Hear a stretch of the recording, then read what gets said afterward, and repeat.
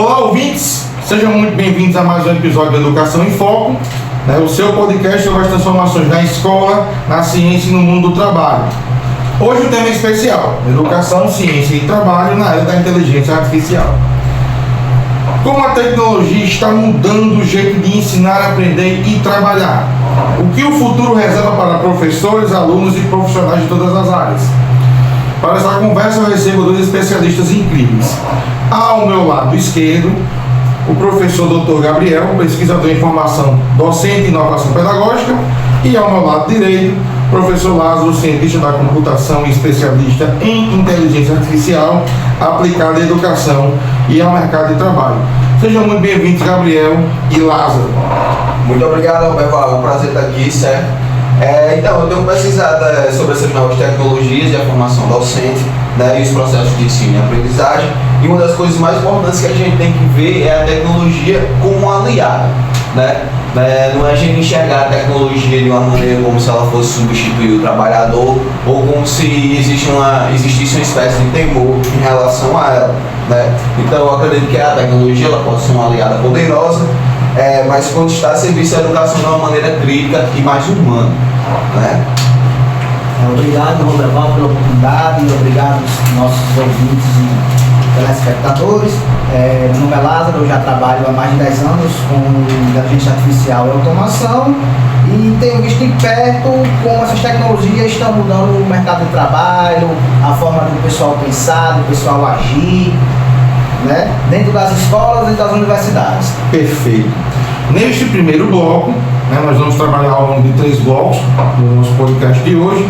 Neste primeiro bloco a gente vai trabalhar sobre educação e ciência, um diálogo totalmente necessário na sociedade que a gente vive. E eu vou começar com você, Gabriel. Gabriel, muitas vezes nós falamos de ciência e tecnologia como se fossem coisas distantes da escola. Como que a educação pode se aproximar mais da ciência?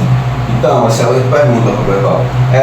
Um dos primeiros passos mais importantes é a gente ver a escola não só como uma reprodução de conteúdos, não é isso?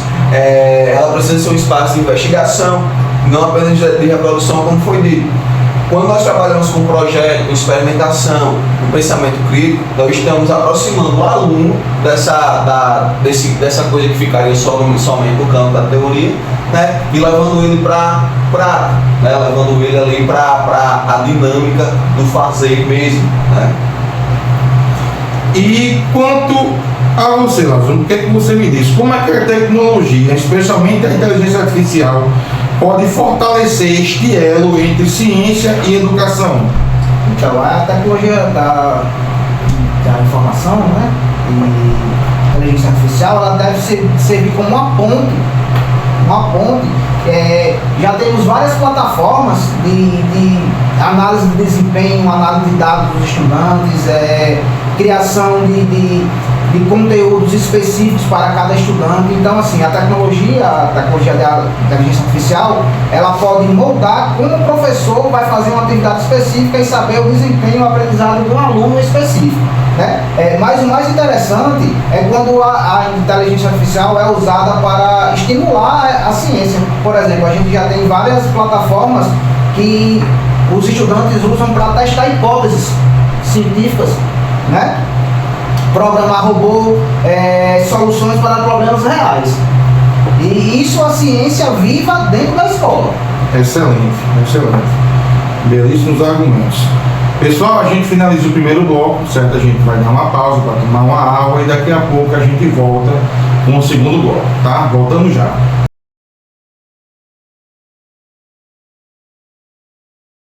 Pessoal, voltamos, certo? Agora vamos trabalhar o segundo bloco, o bloco intermediário, discutindo sobre o impacto na tecnologia no ambiente de trabalho.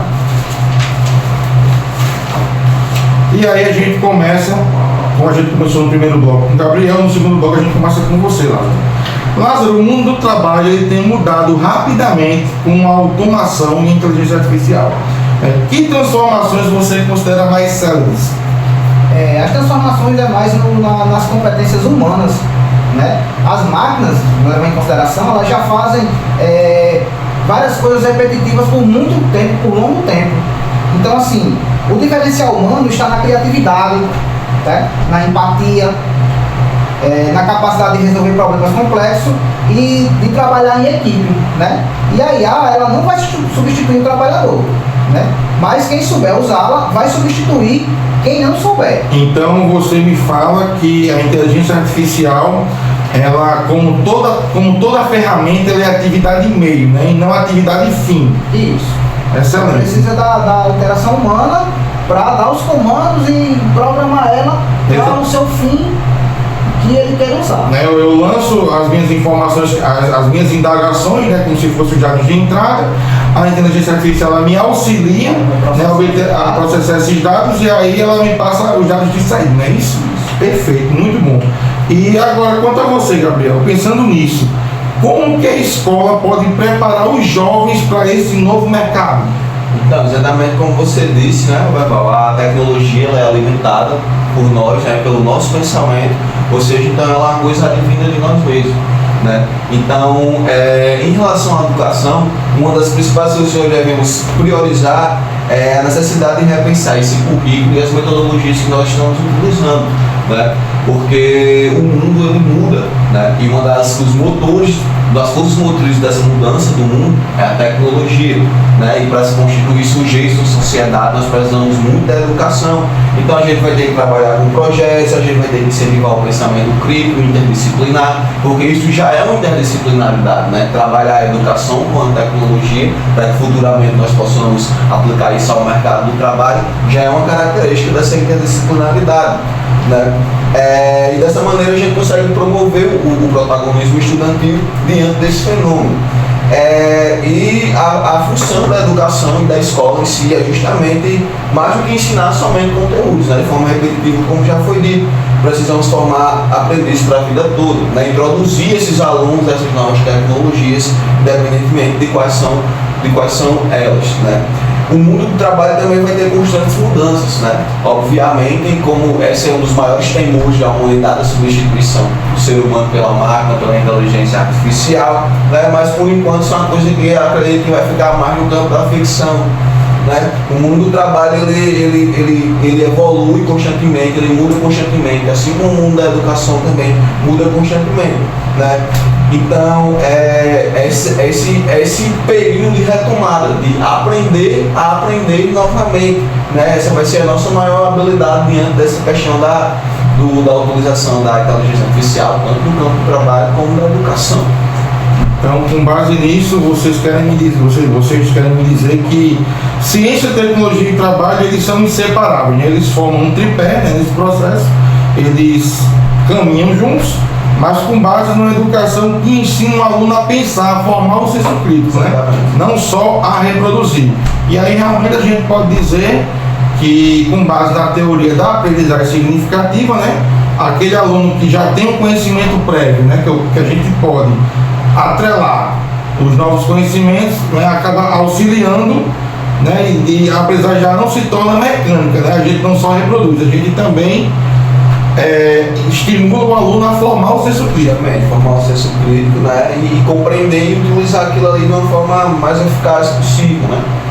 Excelente. Vamos pegar um gancho, Gabriel, quando você falou sobre o currículo, né, eu fico assim muito triste por não ter a disciplina de informática no ensino básico, na ensino de robótica, por exemplo, no ensino básico. Estamos caminhando ainda, apesar de já ter vários professores já formados, né, em várias instituições particulares já tem aula de robótica, aula de informática, mas no ensino básico público ainda essa disciplina não é obrigatória. Então isso aí eu acredito que possa atrasar um pouco na evolução dessa inteligência artificial na educação, né? Com certeza, eu acho que assim, desde o início aí da década de 80 e 90, né, os computadores eles vêm se tornando mais populares, né, veio a passar a existir um uso doméstico dos computadores, e a gente não vê isso desde então, né, a gente viu, eu acredito assim que nas escolas que nós estudamos sempre tinha aquele laboratório de informática, mas era aquela coisa sempre mais deixada de lado, vamos fazer uma pesquisa, né? Nunca houve um professor de informática para pegar a gente, levar para a sala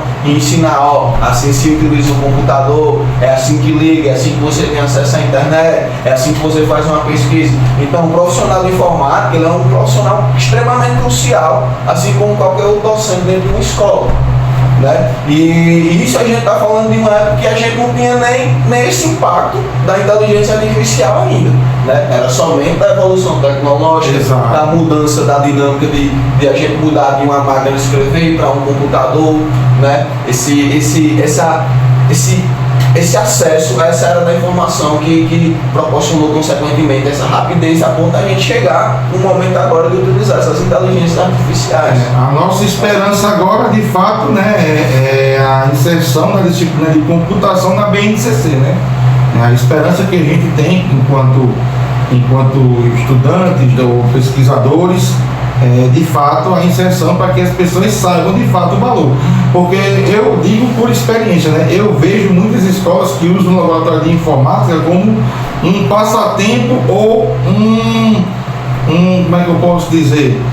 Um quebra-galho, né? Temos um quebra-galho, porque às vezes o professor falta, aí quando falta, para não deixar o aluno disperso, encaminha o aluno Mais ligado ao laboratório de lazer do que ao ensino, né? Exatamente. Se for, foca mais no lazer do que no ensino. Perfeito. Encerramos o segundo bloco, certo? A gente vai dar mais uma pausa. No terceiro e último bloco a gente vai discutir sobre os desafios e oportunidades. Tá? Voltamos já. Pessoal, terceiro e último bloco, estamos de volta. Vamos trabalhar agora, discutir sobre os desafios e as oportunidades ao que diz respeito no ambiente de trabalho. E aí a pergunta agora vai para os dois, certo? Quais são os maiores desafios para que se integre ciência e tecnologia à educação sem desumanizar o ensino?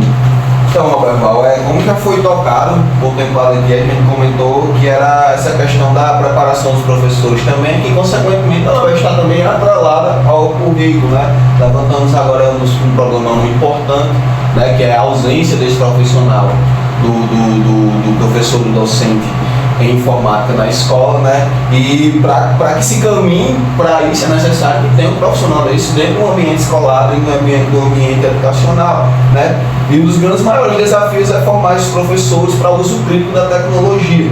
A inteligência artificial ela pode ser uma aliada, né? Ela também pode reforçar as desigualdades se não houver uma formação adequada.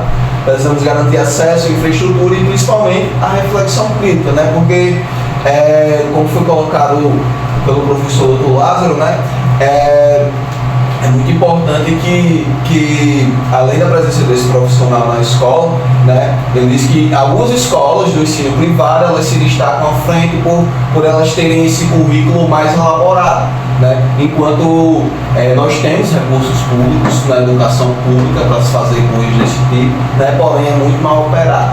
Né? Então, e o aluno de uma escola privada, ele obviamente, a grande parte dos alunos da escola pública, eles não vão possuir acesso à tecnologia como o aluno da escola privada vai possuir, né? Como aulas de robótica, aulas de informática de maneira mais avançada, né? E sempre atrelando isso ao pensamento crítico, né? Para que esse aluno desenvolva um uso saudável com essa inteligência artificial, com essa tecnologia, para que assim também ele possa ter noção e certo domínio quando ele vai para o mercado de trabalho, né? Porque é uma coisa que está mudando constantemente.